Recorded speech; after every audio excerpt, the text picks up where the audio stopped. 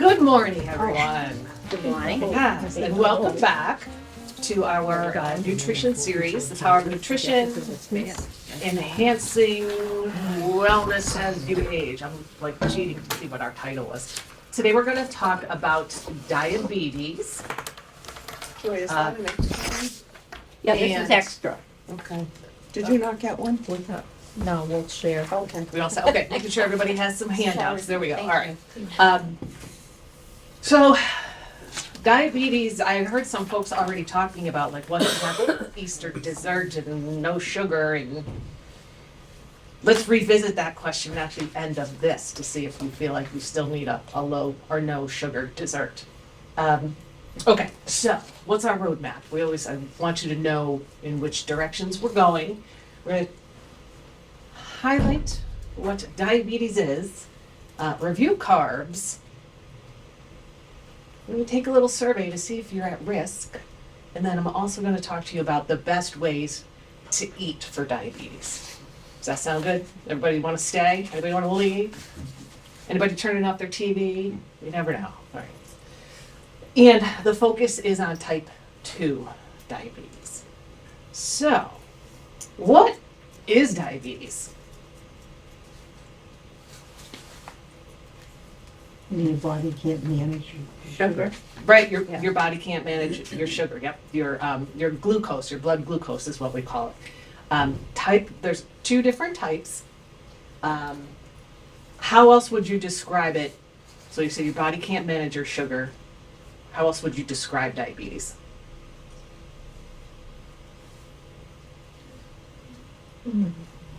Has to do with glucose and insulin. Mm-hmm. Glucose, insulin. Yep, Yes, those are yeah. keywords also. The Yep. energy. Oh, the energy. How about sometimes you have to take medications for it? I think you hit most of these: glucose, carbs, insulin, blood sugar. Two different types, and it's a disease. So type 1 is we're focusing on type 2, which is more of a metabolic disorder, and type 1 is more of an autoimmune issue. And it focuses around which macronutrient. Remember, there are 4 macronutrients, and a macronutrient is from where we get our calories. So where do we get calories from? All the good stuff. Yeah. Specifically, if you want to break it down, yes, all the good. So we get calories from all kinds of foods. Carbs, Sweets. Carbs, protein, protein, Sweets. fats. fats, and what's the fourth one that most people forget? Fiber. We drink it. Milk. Oh. Alcohol. Alcohol. So all of those are called macronutrients. Diabetes focuses on the carbohydrates, so that macronutrient. So what is a carb? Does anybody know? It's white. It's Yeah. white. They can be, yes, they can be white. Mm-hmm. You guys are quiet today. That's all right. All right. So carb is a macronutrient, as we said. It's your body's main source of energy. Your brain prefers it for fuel. So I don't ever want anybody again to say carbs are bad, because they are not bad. They are exactly what your body needs. It's the type, amount, and frequency, and that's on us. Okay. For every gram of carb, there's 4 calories, and that's the same with protein. So carbs and protein have the same calories per gram. What do you think is next, fat or alcohol? Next highest. Correct, it's alcohol. Yeah. So that has 7 calories per gram, and fat has how many calories per gram? 9. 9, very good, yep. So, think of carbs, there's 3 types, and this goes back to what you were saying to the white, right? 3 types is our sugar, right, our simple carbs. It's the smallest unit, like glucose, and carbs they have similar chemical structure, so they're grouped together. And a lot of times when you see, it can be a monosaccharide, meaning it's like one that component, or it can be a polysaccharide. And those are glucose, maltose, fructose, galactose, et cetera, a lot of the combinations. But glucose is what circulates in our blood. The sugar are the smallest units, and that's gonna raise our blood sugar. That's what we think of when it's bad. It's the bad, which we're not gonna say anymore, or it's white, right? Starch is another. That's the more complex carbs. And what's an example of a complex carb? Because it takes more energy to break that down. What's a complex carb? Banana. What? Potato. Whole grains. Typically, potatoes are a starchy vegetable. They're over here in a funky little corner with peas and corn. They're more complex, so it takes. Did we talk about? I'm sorry if we did and I forgot, or I should have added. Did we talk about the 3 parts of a grain? Yeah, we did that. Yeah. We did, okay. So a complex carb has all of those components. It has the bran, the outer layer, right? And because it's harder for our bodies to break it down. So there's the sugar, there's the starches, and then there's fiber. So fiber has the same structure as the other 2 types of carbs, but we don't really use it for energy. So it's a little bit of an exception in a sense. But what it does is it slows the absorption of the glucose in our blood. And there are 2 types of fiber. People, what kind of fiber are we talking about? 2 types, 2 main types. I don't know. Refined and unrefined. No, that's more grains, but that was a good guess, definitely. Soluble and insoluble. Great. Yep, okay. Excuse me. And the soluble fiber is that which gets like gummy in water. So what are some foods that can get kind of gelatinous when you add water to it? Oatmeal? Oatmeal, exactly, yep. And then, what's an example of an insoluble fiber? So it doesn't break down in water.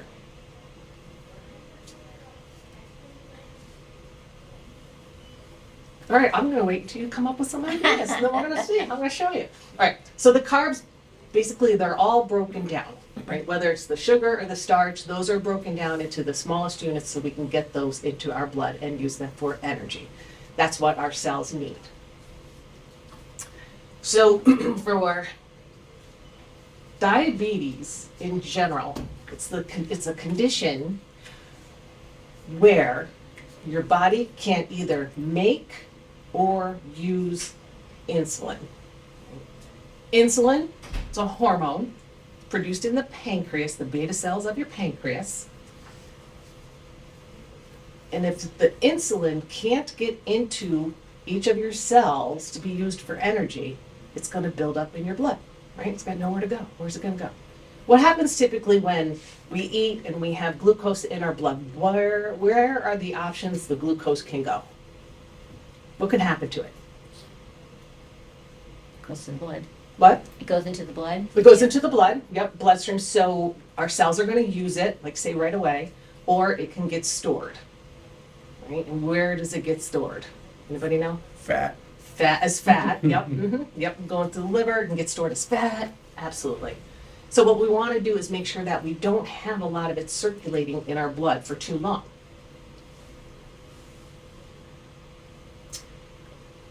When our blood glucose is too low, and I know we're getting a little bit into the nitty-gritty, but bear with me. If we're not using it immediately, and if we're not gonna store it as fat, it can be stored by the liver and the muscles. But if it's too low in our bloodstream and our bodies need that energy, it can be broken down into glucose again. So glycogen is the glucose storage in the liver, but then we can go backwards and break down the glycogen back into the glucose again. So our body is always trying to make sure there's a certain level of glucose in the body. And this is called gluconeogenesis, big fancy word. Same thing as like fats, our triglycerides, we can break it down into the smaller units for our bodies to use. Any questions so far? Don't worry, it picks up a little bit. It gets a little more fun in it. You're like, oh my God, I didn't know this was gonna be like a biology lesson. This is a little bit, probably not right on the subject, but triglycerides. You know when they take your blood work and you have all that broken down, so if your triglyceride number is good, does that mean your fat in your body is good? It means you don't have a lot of extra circulating in your blood. Fat. Triglycerides. Yes. Fat. Okay. Here's one way to think of it. A lot of folks, when we're talking about glucose and insulin, think of it as a lock and a key. So here's a healthy diagram of a pancreas. It always looks like a tongue to me. It kind of wears me out a little bit, right? So it sits right under your stomach. The pancreas secretes insulin. Right? You're eating, your brain's like, oh, gotta get that glucose somewhere, gotta get it into the cells. So your brain says, produce some insulin. So your pancreas starts to pump out some insulin. And the insulin will bind to a receptor on the cell. And that tells the cell, hi, glucose is coming in, glucose wants in. So the insulin will be the key into the lock, turns the lock, and it opens the door for the glucose to go in your cell. Does that help the mechanism, help picture it at all? Okay, so that's what happens in a healthy person. So people who are diabetic don't have enough insulin to open that key. That could be one reason, yes. So that's one option. So that's specifically around type 1. And type 1 diabetes is also called like childhood diabetes. And that is where your pancreas just doesn't produce enough insulin or any insulin, and you have to take insulin regularly. So in that sense, your body's not producing it. You need to take it through usually an injection or a pump so that the cell knows to take up the glucose. With type 2 diabetes, there could be a couple of different, not mechanisms, more like classifications of type 2, and we'll get to that in a second, but your cells just don't respond as well to the insulin that your body is making. So your body's still making the insulin, but it's either not binding to the receptor or not binding to the receptor well enough, and we can't get the glucose inside. And this graph comes from this website, which is pretty interesting if you want to read some more later on. Any questions on this? I'm always curious because there's usually somebody in the audience who has diabetes. And did you know that 27% of adults over 65 have diabetes? So it's much more prevalent than people realize. And part of the reason is, as we get older, our pancreas doesn't work as well. Because what's aging? We always say, it's our cells are breaking down. Hooray, right? Okay. Like I said, type 1 is an autoimmune disease, usually diagnosed in childhood, relies on insulin, and you really have to closely monitor it. You really have to match how many grams of carbs you're eating in each setting to the amount of insulin you're taking, and then factor in whether you're exercising or not and how much. And if you're not really careful, you could have really low blood sugar, you could slip into a coma, like very dangerous. And there are many other symptoms, but of course I went for the major negative ones, right? All right, our focus today is on type 2, which is more of a metabolic disorder developed later in life. And what does that say after life, comma? Somebody say it out loud. Behavioral factors, exactly. All right, holding that thought for 1 second, back to types of type 2 diabetes can be, I don't know if type is the right word, but let's say there's three main ways you can develop type 2. One is your cells be insulin resistant, so they're just not responding properly to the insulin. It's not binding to that center. A lot of times, part of that is connected with your impaired glucose regulation. So your liver can keep producing the sugar, it's breaking down that glycogen, but it's not getting absorbed enough by the muscles that need it. So think of like you're exercising.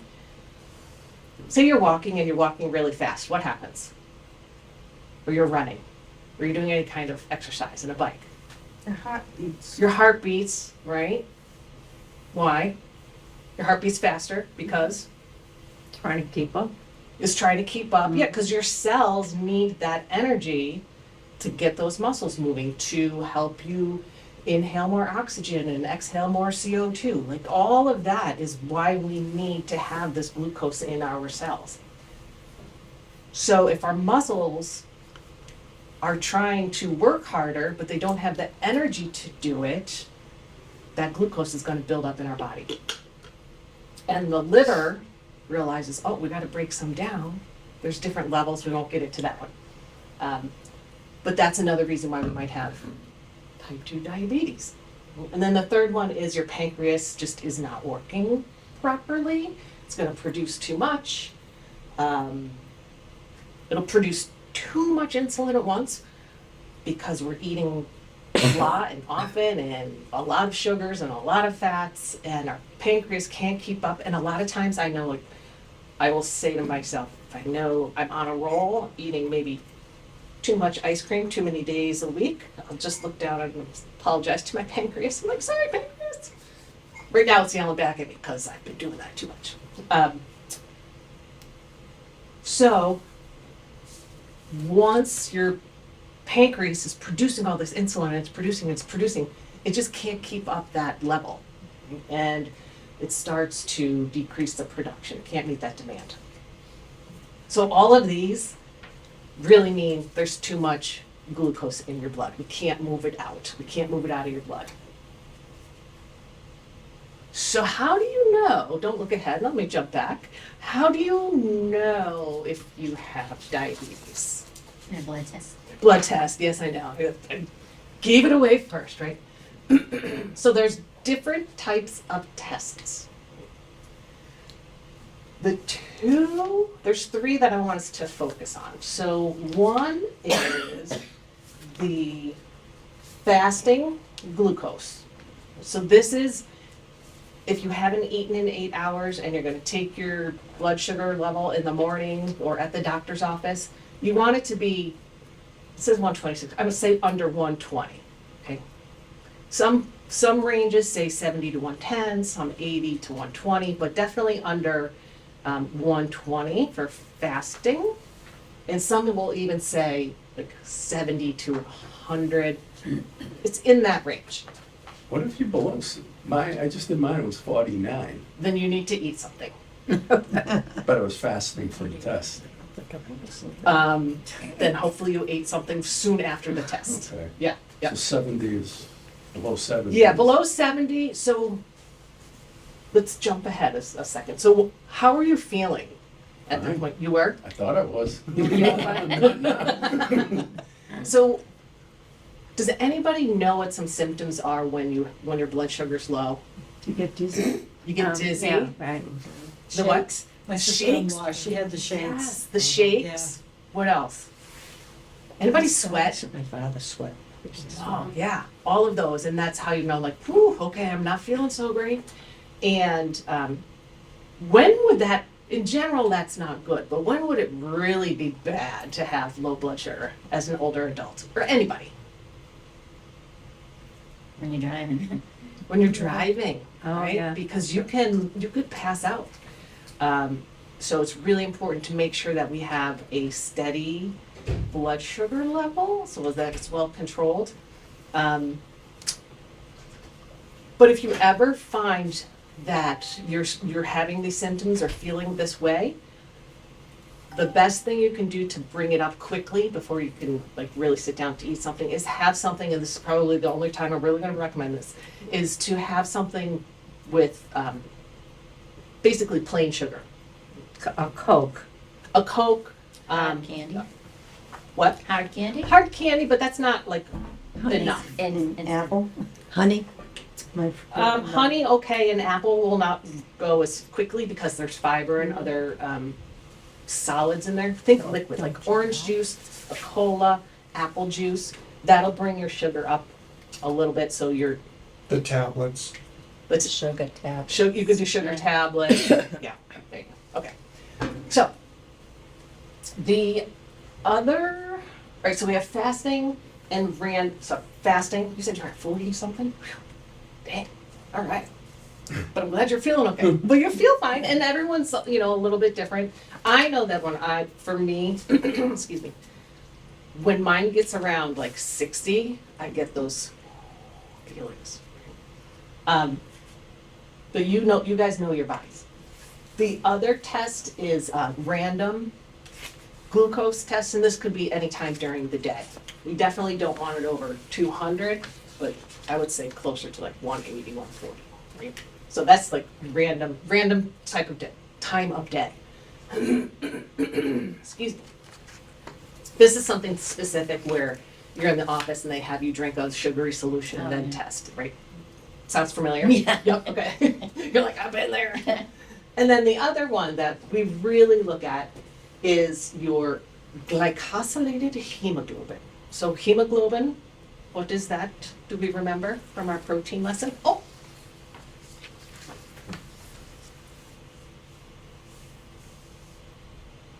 Red blood cells, right? So red blood cells carry the oxygen. So the A1C is the sugar that's stuck to your red blood cells. And this measures your glucose level in your blood over time. So basically over the past 2 to 3 months. Whereas these are a point in time. Your A1C, you can't fool anybody with that one, right? You could say, oh, my glucose is fine, it's 99. But then we look at your A1C and like, yeah, it might be 99 right now, but it's higher than we wanted the A1C to be, and that's how we know that your blood sugar's been higher than it should be for an extended period of time. So the ranges are, if you have, excuse me, an A1C of 6.5 or higher, that is indicative of having diabetes, type 2 diabetes. Your blood sugar's been up there. If the range falls between 5.7 and 6.4, your primary care provider will likely say, looks like you have pre-diabetes, right? And then you're nodding. So what might the physician's or nurse practitioner's advice be if you have pre-diabetes? Lose weight. Lose weight. Yes, that's one way to bring it down. Exercise. Exercise. Mm-hmm. eat better. Eat, but yeah, right. And a lot of people like, what do I eat? What do I eat? What can I eat? What can't I? This stage is where people usually are referred to dietitians. Say, okay, we need a little help, a little education of where we can move the needle, where we can improve a little bit. All right, so. So in other words, the people that are pre-diabetic can help themselves by improving their diet in what way? We're gonna talk about that. Yep. 2, we just said, exercise and maintain a healthy weight. And that goes for folks with diabetes too, type 2 diabetes. So whether you have diabetes officially or you have pre-diabetes, the behavioral factors can help you get rid of type 2 diabetes, help you get off of medicines. And that's the good thing about, is it the good thing about type 2 diabetes? It's, you can impact it on your own. So I have a girlfriend who has controlled her diabetes all these years. With no insulin or whatever stuff. Now she's over 80, and her doctor has said, You can do whatever you want. Mm-hmm. She's worried. Oh, She says, well, you mean I can have all these sweets and stuff? You know, she's been controlling her sweets all these years, Mhm. and it's done her a good job. right, right. So what's the story about that? What do you think? I think it's wrong. Because I'm over 80 Mhm. and I have type 2 diabetes. Mhm. And they are telling me I can do what I want. What are they telling you? They're telling me the same thing.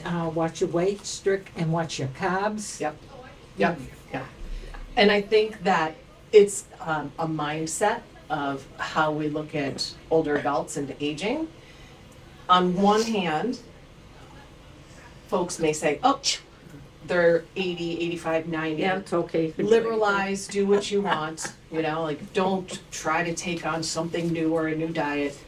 Live your life, right? And then on the other hand, people will say, well, we want to make sure that you continue to age really healthfully. Follow these steps, keep doing what you're doing.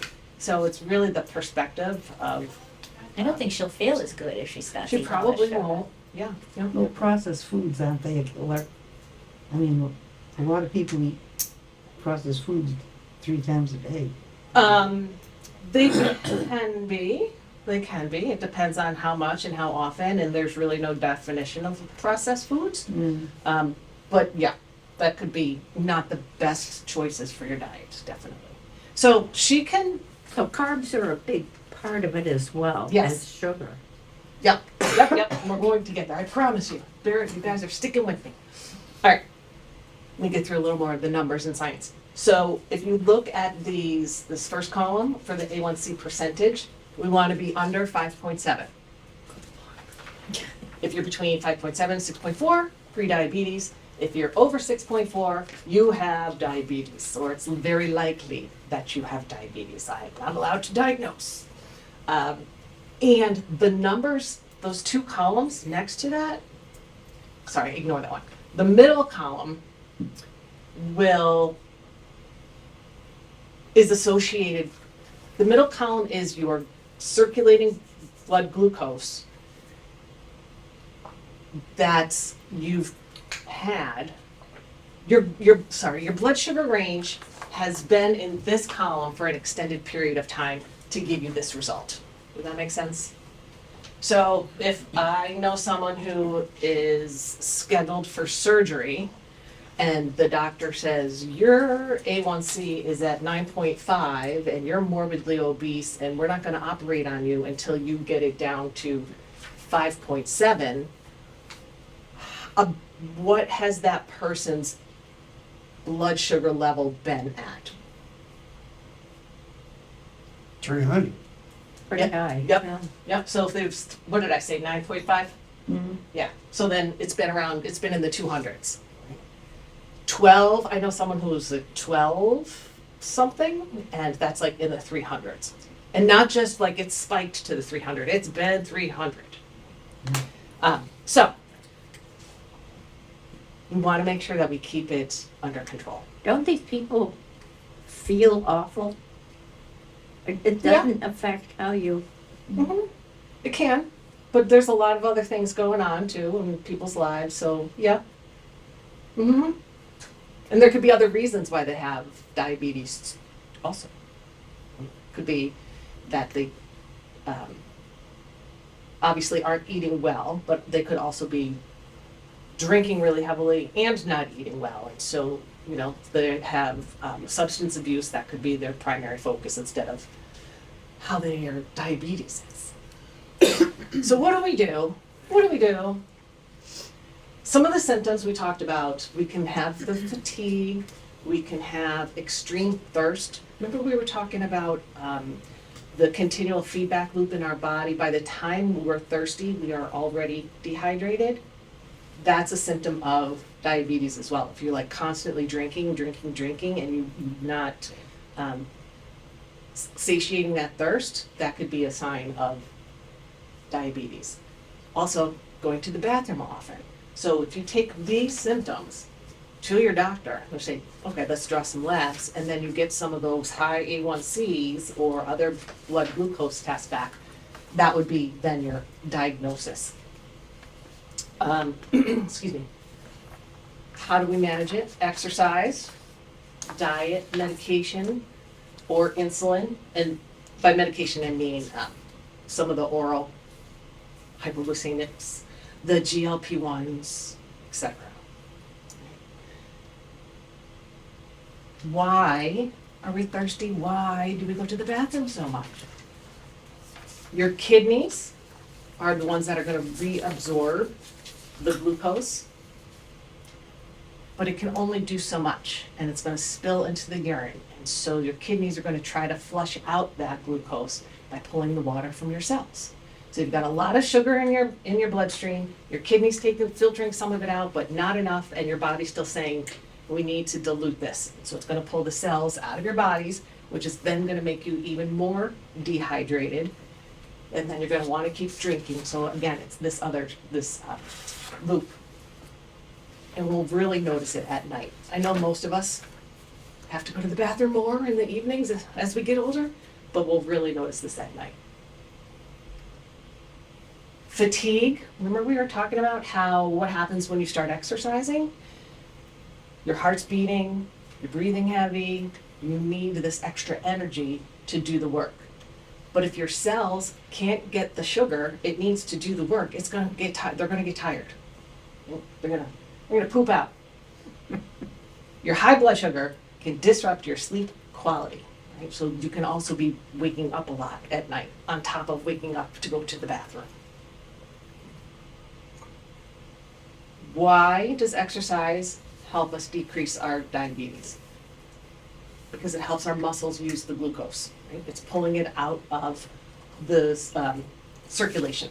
And for folks who aren't familiar, these are the recommendations for physical activity. 150 minutes a week of moderate intensity aerobic activity. What's the best way to tell if this is moderate intensity? Yeah, if you can talk while you. Yeah, the talk test. Yep. So yeah, you can go for walks and that is fine. But if you can push yourself a little bit more and get that heart and lungs going, those are the minutes that we're shooting for. So 150 minutes a week, about 30 minutes, 5 days a week. And then 2 days of strength training. That's what's recommended.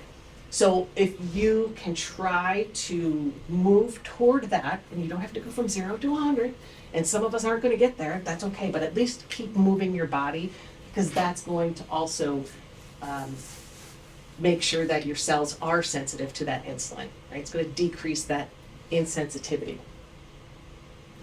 When can you start exercising?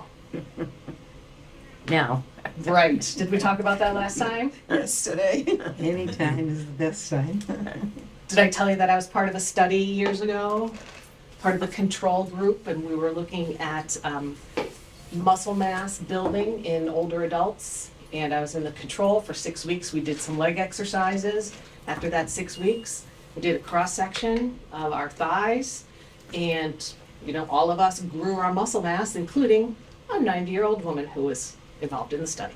wow. And had been exercising. So, if you are able, do what you can. All right. So, in your diet,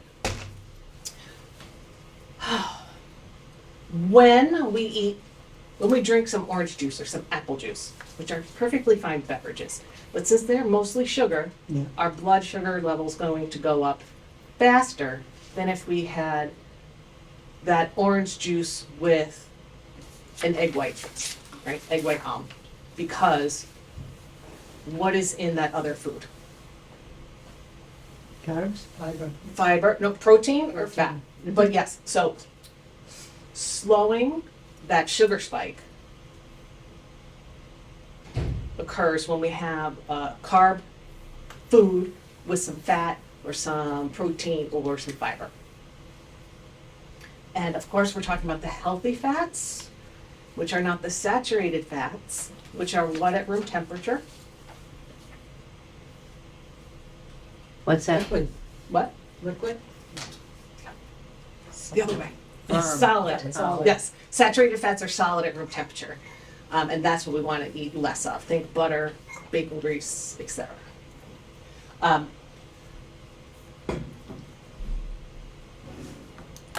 So what are the foods we're talking about? We mentioned that as we get older, we don't move as much, right? How many of you guys sit more than you used to maybe a few years or more ago? I know I even have been too.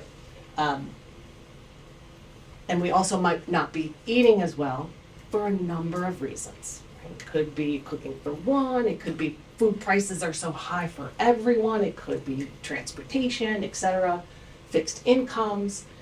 So these two combined are really going to, could stack the deck against us when it comes to avoiding diabetes. So let's do a quick little testy here. Oh, I forgot I brought some. Are you gonna tell us what some healthy fats? Healthy fats, those are usually the, your oils, I would say, in general. Anybody want to guess what some healthy fats are? Olive oil. Olive oil, All yeah, right. yep. That's the most common that folks use. Others are going to be in like your nuts and your seeds. Those are your, Avocado oil. yep, avocado oil, exactly. I'm gonna wait until everyone gets a copy of this one.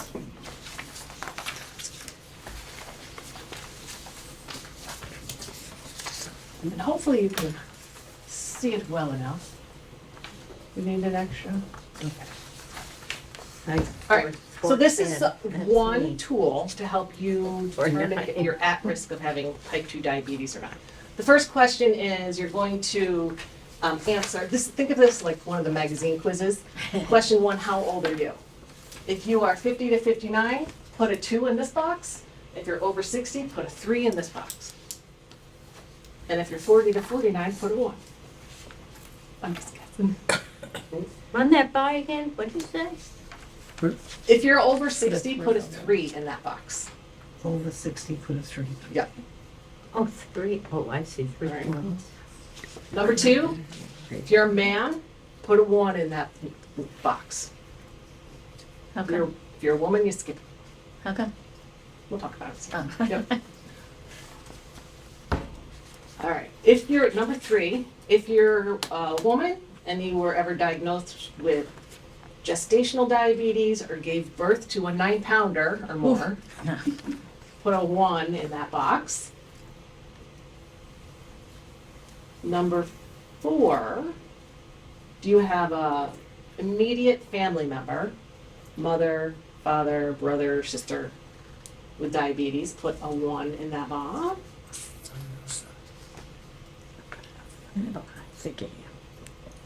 Number 5, if you had high blood pressure, ever, put a 1 in that box. Seeing some faces like, oh, putting lots of 1s in my boxes. Number 6, if you are physically active, you can leave it blank. If you're not physically active, put a 1 in the box.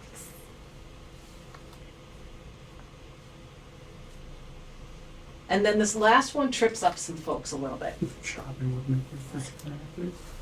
Number 7 asks about your weight status. So everybody knows how tall they are? Yes. I am 5'6". So if my weight is between 155 and 185, I would put a 1 in the box. If my weight was 186 to 246, I'd put a 2. I'm assuming all of you use pounds and not kilograms. And if I'm 5'6" and I weigh over 247, I would put a 3 in that in this last box. You look confused. No, I just can't say. Oh, I know, it's, yeah. Squinting. So once you've gone through all of those, add up your score.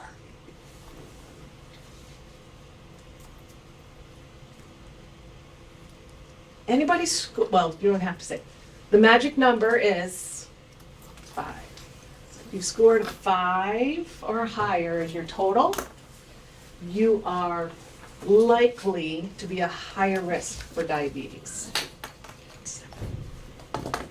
Did you score? So taking that number into consideration and your answers, which of these questions can you change? So for me, when I did this, I hadn't been exercising, so I would have changed this Oh. from a no, which is a 1, which is not good, and I started exercising, it would become a 0. So that would decrease my overall score. Can you change how old you are? Nope. Essentially, can you change your gender? Generally speaking. We're gonna go with no, okay? Most likely, no.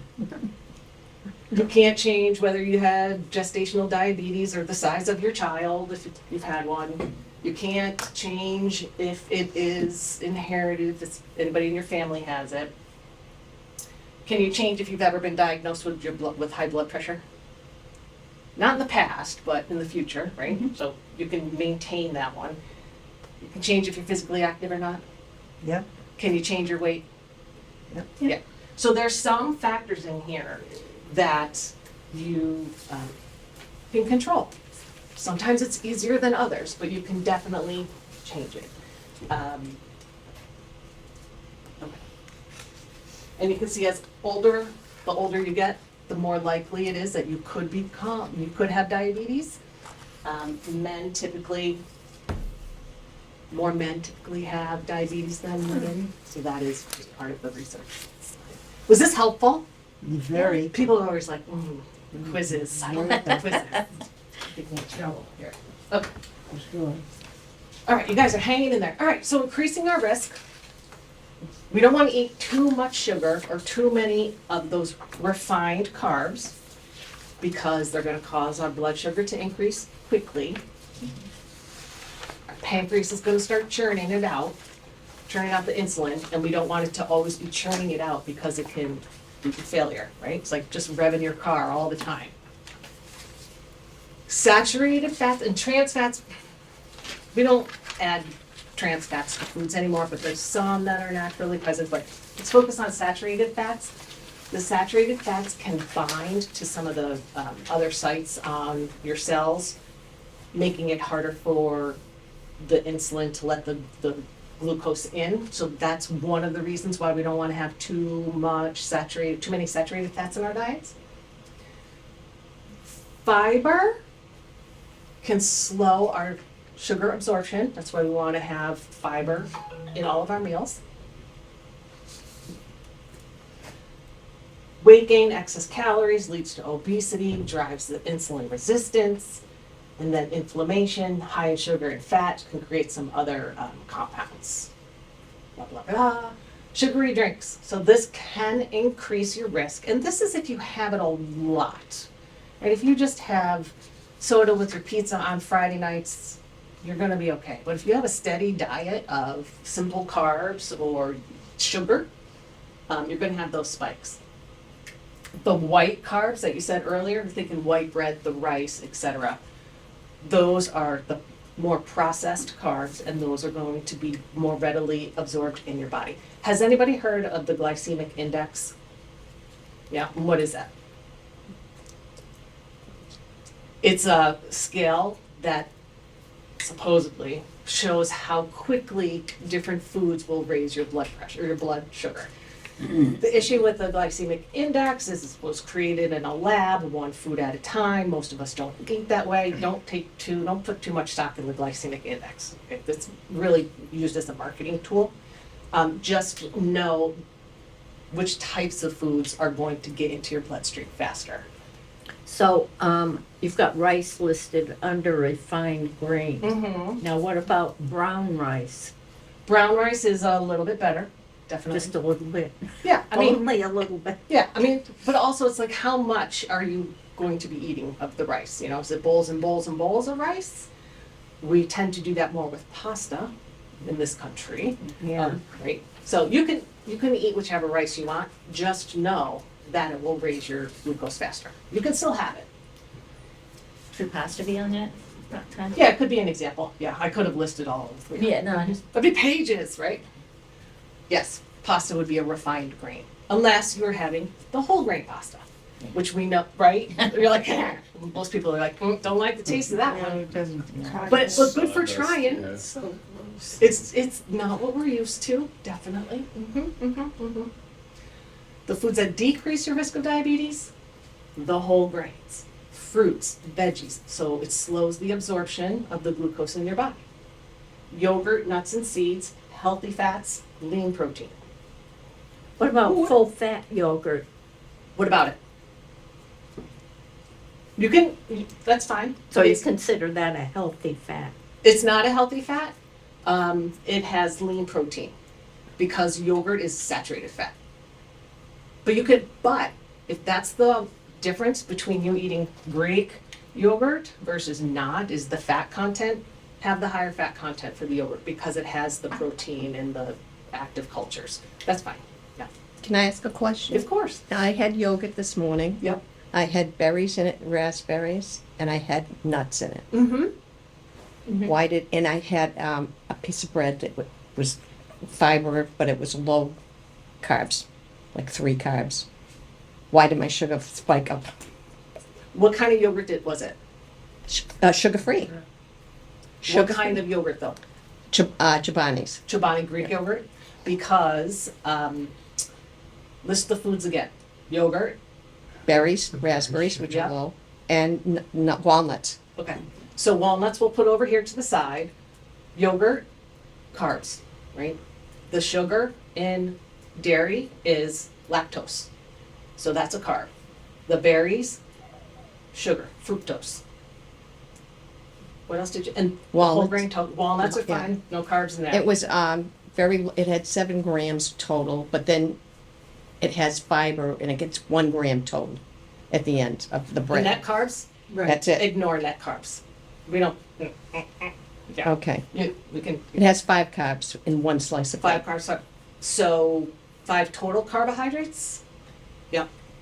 So you're saying that your sugar was still high? Mm-hmm. Okay, so based on some of the things that we said, what could be some of the reasons why her sugar's high?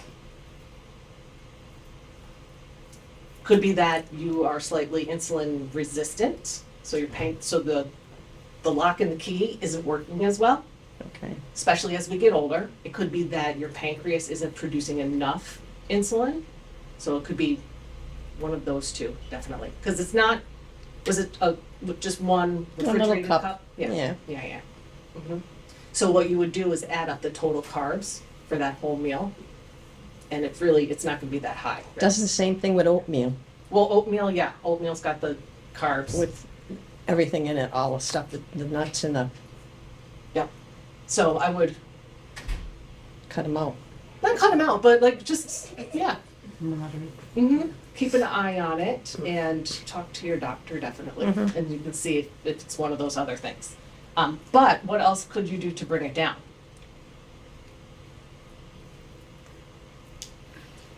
Don't have the white bread. I don't, well, it's not That's a white, spice. it's an oat bread. Oh, It's an oat bread. Okay, so it's not a whole wheat bread. All right, so then the other thing you could do is choose a whole wheat bread that has at least 3 grams of dietary fiber in there, because the dietary fiber is going to slow the absorption of the glucose, the carbs too. What if you don't like whole wheat bread? If you don't like whole wheat bread, that's fine. Just know that the whole wheat bread has higher fiber. That's fine. Just know, what I want you guys to do is just know the differences, and then you can figure out how to apply it to your life.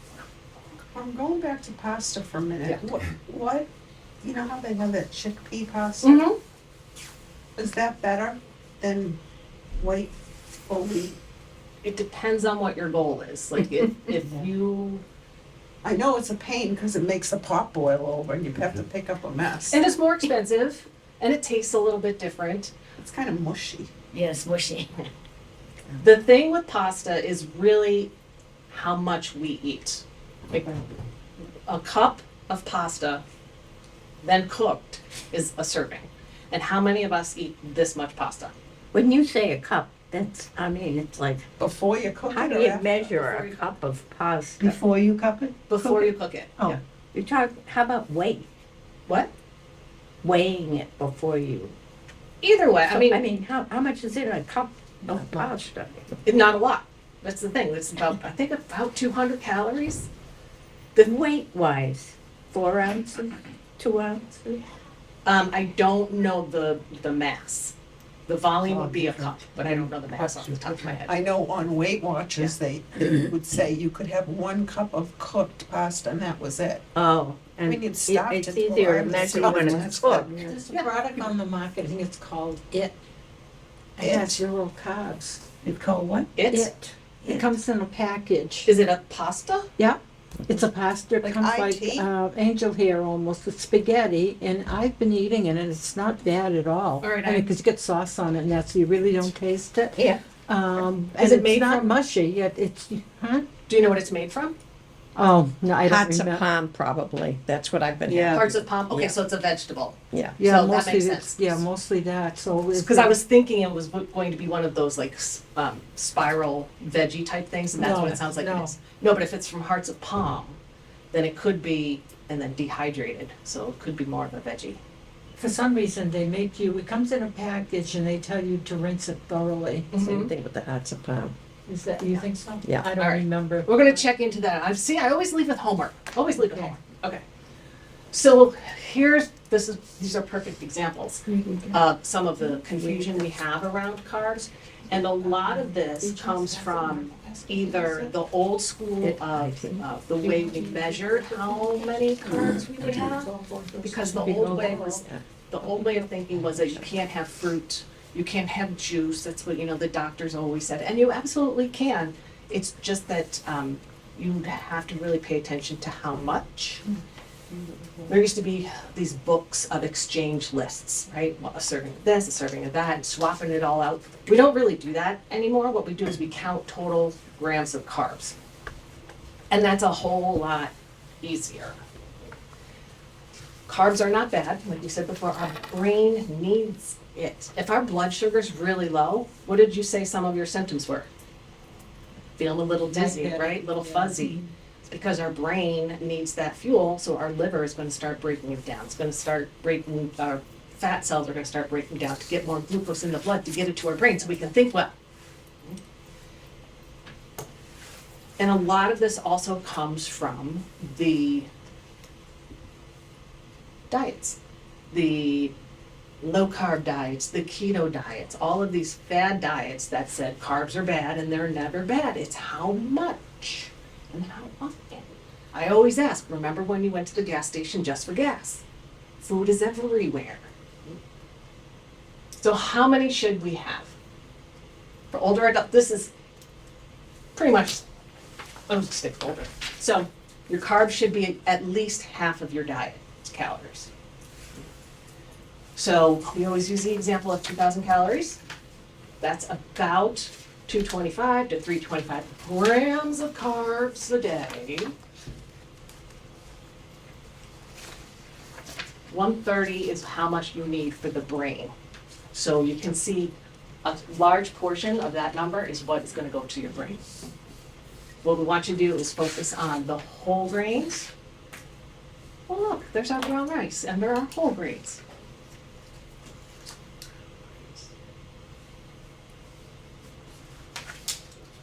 How many of you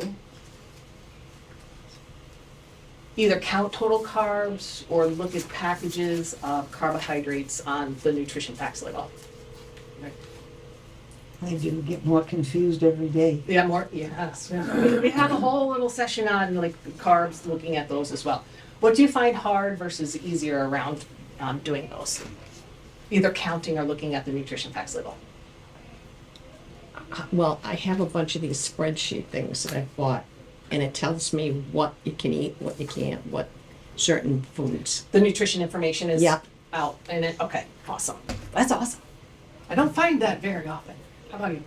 Okay, my daughter She's right got it now, too. she's fully diabetic. So- Oh, she's on Ozempic and doing extremely well. Mm-hmm. She's currently in the hospital. Well, actually, no, she's not. She's being treated to cancer. They gave her a menu which lists the number of carbs she can have. Mm-hmm. Like it may say for the day she can only have 10 grams of carbs. I think it was only 5. But then they give her a ratio that she can work with, the fiber to the carbs. So if you see something that says total 25 carbs, you look at the fiber, and then you subtract somehow, you get a calculation, and it gives you your net carbs that gives you exactly what you can eat. That's what they're doing for her right now. Right.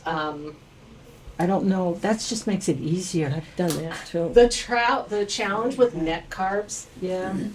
is severalfold. First of all, we're subtracting the diet. So net carbs are you take your carbs and you subtract out dietary fiber and sugar alcohols, and that supposedly gives you the net carbs of the, your safe number of carbs. That's the number you're going to count, thinking that the dietary fiber and the sugar, the sugar alcohols are going to, they're more beneficial, right? Because we can't really digest and absorb that much. The problem is we're taking out the dietary fiber number, but we don't know if that's the soluble or the insoluble fiber. And the sugar alcohols, there's still a little bit that can be absorbed, and everybody is different.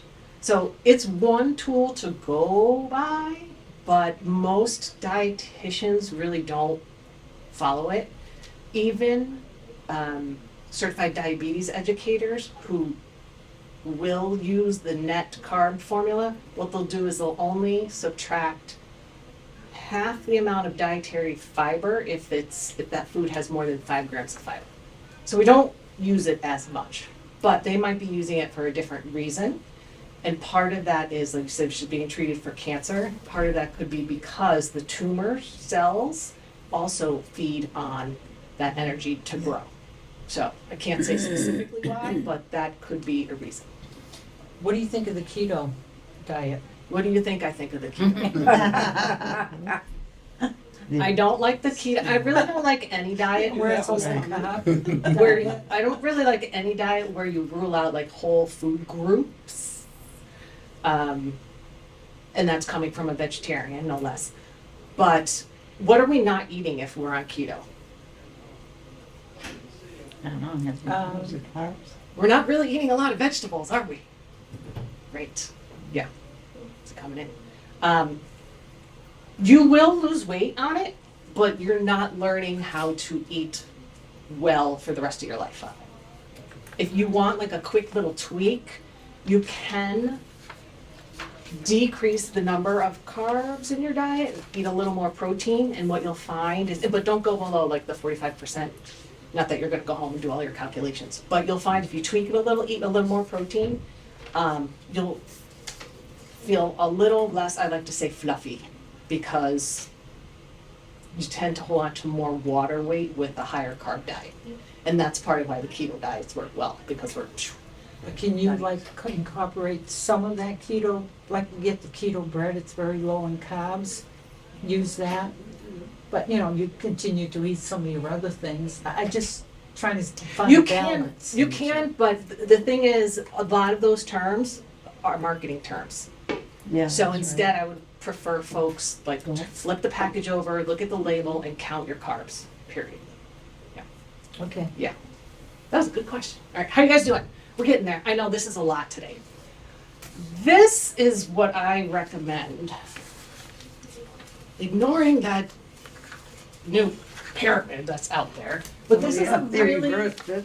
that's a whole other class. All right. Yeah. So this is what I recommend folks use when it comes to choosing what to eat, because it's pretty simple and straightforward. This is the diabetes plate. Half of your plate should be non-starchy vegetables. Don't worry, I've got lists here for you. A quarter of it should be your carb foods, and a quarter of it protein. Obviously, we always want you to remain hydrated. So how many of you have or use 9-inch plates? Never measured, but. Okay, we're gonna get there. Let me hand these out to you. These are some lists. I'm gonna flip through them on the Not next as big couple as of you think they slides. are. What'd you say? The 9 inches isn't as big as you think they are. That's right, that's right. Well, this is 8.5 by 11. I brought props. Bear with me. All right, so this is a sample of what's on the food list that I gave you. These are your non-starchy veg. Eat more of these. If there's something on here you've never tried before, go buy it at the store. Give it one shot. You're like, I don't know, what do I do with jicama? Look up a little recipe. Go grab it, prep it, you never know, you might like it. I had somebody the other day say she had never tried beets. And her husband's a really good cook, and they went and they got the beets. She's like, and it was the whole thing, and she said, and the recipe said even to chop up and saute the stalk, and she's like, it was delicious, you know, just from trying it. So Are beets sugary though? root vegetables, it's a diet, it has high insoluble fiber. You're thinking of beet sugar, right? Well, no, beets I'm thinking of, because I eat them every day. That's fine. And someone said to me, well, you just like them because they're sugary.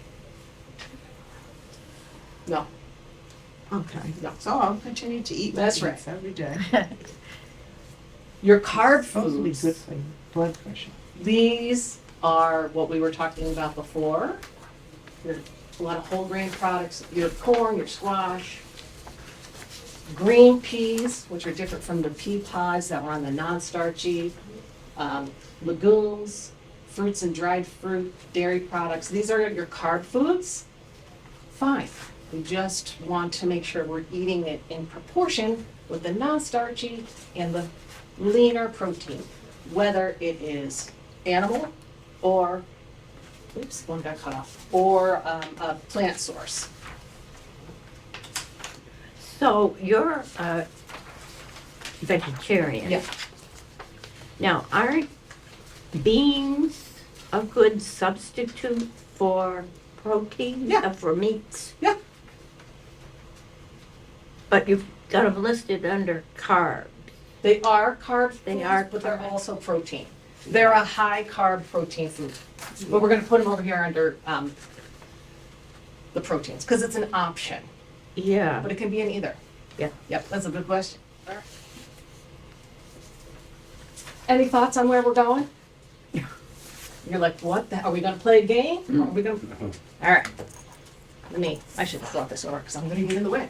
All right, so, Sizes. Portions. Yeah. a deck of cards. I'm Yeah. gonna pass them around in case you haven't like noticed lately. Piece of meat, Portion. How big of a piece of meat? Protein. 4 ounce. Three, right? So we like to say it's about the size of your palm, and I know everyone has different sized palms. It's a guide. So pass it around, see how it fits in your palm. The thickness too? What? You know, that's a good point. The thickness. Let's go with ish. Maybe a little, probably a little bit bigger. So if you have a smaller palm, should you eat less? Probably. Yeah, definitely. That's right. How big is this? Okay, I have a big hand. Anybody want to guess? How large is a light bulb? It's 2 about inches. a cup. Oh, It's about a cup. Yep. Remember I said if you go home and stick your fist inside your 1 cup measuring cup, it's about this size. So we'll pass it around. All right. How about I don't have a tennis ball. Tennis ball is about the same Yours is small. size, You have a right? small Think of like a hand. peach. I have a big right? hand, I can eat one. What about, so I'm moving and half my stuff is packed away, so I could not find my dice. So I cut up a little sponge. So pretend these are, 2 die. This would be about what? Oh, jeez. What would it represent? tablespoons. This, close, this would be about an ounce of cheese, Oh. right? 2. Oh, okay. Sure. They're a little too light bulb. Pretend that that's what it is. All right, and then, I know y'all know what a quarter is, but this would be about a tablespoon, the diameter of like a tablespoon. So, Would you eat a tablespoon? These together are an ounce, or each an ounce? together, fortunately, right? All right. I eat too much So cheese, here I is guess. about the size of plate we're talking about, Oh, God. all right? No Do you remember eating off these some time ago? That's just for appetizers. Yeah. It is now, right? No wonder we have all kinds of chronic diseases, right? Like seriously. So let's That's put that there small. for a second. How many of us have plates that look more like this? Yep. Yeah. We do, yeah. What do you know about or notice about the shape of a plate? Think around this, Yeah. right? There's like a lip, a little edge Yeah. that starts to curl up. If you have a plate like this, which I think this is an 11-inch plate, if you ignore the part that curves up, it's about an inch on either side. Right? So if you take 11 minus 1, how big is your plate? 9. Mm-hmm. Magic tricks, Mm. right? I think this might be 8-ish. Yeah, but I take the little plate at home, but then I fill the little plate back up again. Well, So that's I should have just taken the big plate. exactly right. That's the challenge. So, Yep, the That's what second I do time every around. time. right? So if you think of it, and we'll put when it comes back around, you've got your protein source about the size, and actually it does fit on that little plate as it comes around. This would be your non-starchy, like 2 cups, whatever it is, and it's only 2 cups. It's not a 2 And then the tennis ball would be your higher carb foods, whether it's the potatoes or the squash or whatever it is. And I just if you want the quarter and the dice to be left out, so I left them there. Does this? I know you guys are half shocked. You're like, what the heck do I do here? We'd rather taste some food today than play these games, Tara. I'm just thinking I'm going to my PCP for my annual on Friday and I am in trouble. No, but kudos for you for you're gonna take charge, right? So here's like a quarter would fit here-ish, and then 2, or if you want to turn it this way, ish. I think I think it's 8. Well, you have maybe 2 light bulbs, and then a little tennis ball. So Doesn't seem like much food, honestly. it doesn't. I mean, because we've especially grown. if you're Italian and you're used to the Mediterranean diet, it's really hard. Very hard. Culturally, there can be differences. Oh, yes, when you sit And down, also yeah. cultural You gotta eat it all changes. or you get killed, yeah. Cultural changes in this country. We didn't used to eat as much as we do now, and now we're used to it. And now we don't do It's as not much. just McDonald's. No, I'm saying they supersize everything, so we But think we so can. many companies, yeah, they've got the. It's awful. And why do they promote supersize? More money for them. Yeah. Because what is it on our end? We're getting more for our We money, throw stuff away. right? We're getting more. We want to get the Yeah. biggest bang for our buck, and that's in the short term. We want to get a lot of food for a little bit of money, but what's the trade-off? Down the road, we're trading off our health. Oh, yeah. So, and that is a general statement. Obviously, there are nuances around access to food and food insecurity, et cetera. So in some cases, if you only have $2 or $3, hit that fast food restaurant because you want to feel fuller longer. But the supersize mentality Yes, snowballed. it's bad. It's bad. Yeah. So next time, think of that. Next time you're out to eat at a restaurant and be like, oh, that's all I got? Or, wow, I can get this 18-ounce piece of steak for $7. I'm like, which should be several meals. That's right, cut it in half and bring it over. Well, I don't know. I look at them and I say, well, that's 4 lunches for Right. me. Yeah. Like doggy bag, please? Oh, never mind. I'm not taking leftovers home. All right. And I eat the whole thing. All right, I have one more little thing for us to check out here. Let me see if I can do it this way. I'm not able to bring it back up, but what I wanted to show you is the website that's on the, that last page. So if you look at this website, oh my good lord. It's the Friedman Diabetes Institute. And you can go and click on different foods and put them on the plate, and it will show you about how many carbs are in there. So on this one, I'm just gonna go, if my mouse will let me. All right, so if we say for funsies, we're gonna have a slice of pizza, we're gonna put that on our plate. And let's say we're gonna have 2 slices of pizza, and then we're gonna have some Coca-Cola, or a cola to go with it. And then you would scroll down and check my plate. And it says, too many carbs. Oops. 42 grams, 42 grams and 30. So it'll give you the total carbs in there. Oh, So that's if you- cool. If you wanted to play around, and that's why I'm sorry, I wanted to What's put it the up there. website? the website? It's at the bottom of your last Oh, okay. screen. That has the, I think it's a salad with it. It's the Friedman Diabetes Institute. Do you have it? Oh, yeah, it's right up here, check my Yeah. plate. Yep, check my plate. Right, right at the Where's top. that? That's right. Oh, thank you. Oh, okay, I see it. That's kinda cool. Page. So you can play around with this. It has, Oh, I see it. Okay, good. Good, do that. Where did you see it? it has, And my readers. I'm almost done. Hang in there with me. You put that in. So it has American menu, Hispanic menu, and Asian menu. So there's 3 options you can try if you want to play around with them. Even if you wanted to clear it, you know, you could add a banana. There's 26 grams, and that'll give you an idea of what you're eating, especially now that you have an idea of the serving sizes. So what are you supposed to do if you're still hungry? What if you do, if you're still hungry 20 minutes after you eat, then eat something else. But there's other foods that you can eat, right? Like, Like your non-starch, eat more and more Vegetables. as vegetables as possible, definitely. But listen to your hunger cues. That's a really good point.